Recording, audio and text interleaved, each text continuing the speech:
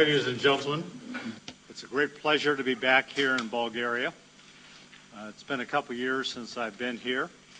I continue to see steady improvement and massive improvement from the first time I was here, I guess it was 21 years ago, and I applaud you on the progress you have made.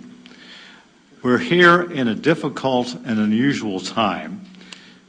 For the first time in my memory, the entire world is basically in a continuing financial crisis. The crisis is driven by the fact that most of the world's governments are spending far more money than they're taking in. And as a result, the debt GDP ratios, that is the amount of debt relative to the amount of national income that countries generate, is growing. This cannot go on forever. And we've seen a situation in Greece where their debt is roughly 120% of their GDP.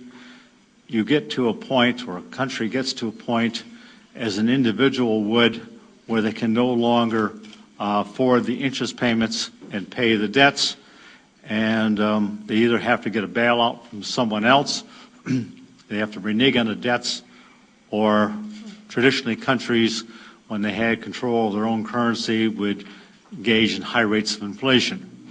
That happened, of course, here in the late 1980s, and the last big inflation you had was 1996, which I remember well.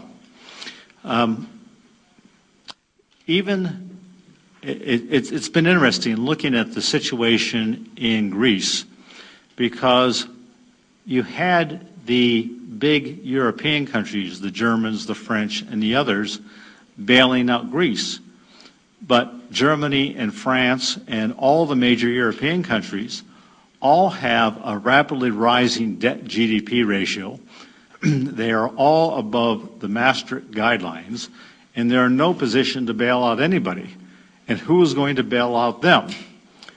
The U.S. is also in a bad situation. Japan is in a bad situation. In the U.S., as late as 2007, only 3 years ago, we had a relatively low debt GDP ratio of about 37%. That's almost doubled. We're close to 70% now, and within a couple years, we'll be over 90%. Once countries get above 90%, they get into the danger zone, and by the time they get up to 120% or so, like Greece is, they're almost over the cliff. And we look at all the major European countries. These debt GDP ratios are rising very rapidly. So I look at what's happening in Greece, and like our own state of California within the U.S. and some of the other U.S. states and some of the other smaller countries, they're just going to be one after another. You're going to have a continuing debt crisis until countries begin to have fundamental changes in their spending policies. Here in Bulgaria, you are now in an extremely good situation. If you take the numbers from the countries of the world in terms of a deficit as a percentage of GDP and debt as a percentage of GDP, Bulgaria is now one of the shining stars. You're in a good position. But that also means that you have to be very careful here not to go the route of other countries. You've got to get your deficit down. Your deficit, I guess, is about 4.5% of GDP. You need to get that under 3%. And you need to make sure your debt GDP ratio does not rise. For instance, I understand the government wants to use reserve funds for operating expenses. That, in my judgment, is a bad idea. Reserve funds ought never to be used for operating expenses. They ought to be used for fundamental transition and capital improvements.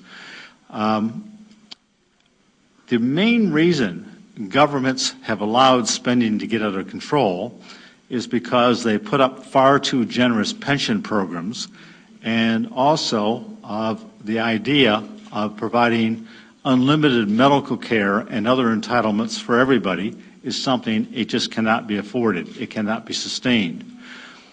Medical entitlements are a particular problem. Many people think they are entitled to free medical care. What they fail to realize, if you say you are entitled to free medical care, that somebody else has to pay it. And people often say, well, the government should pay. Well, the government is made up of the citizens and the taxpayers. And so there are taxpayers who have to pay. Think of your own case. If you think the government should pay for your entitlements, well, that means that taxpayers, and it comes down ultimately to specific taxpayers. So for you to get free medical care means somebody else in the society has to work longer and harder and put in or work for longer periods of time in order to pay for your health care. And everybody wants other people to pay their expenses. We all want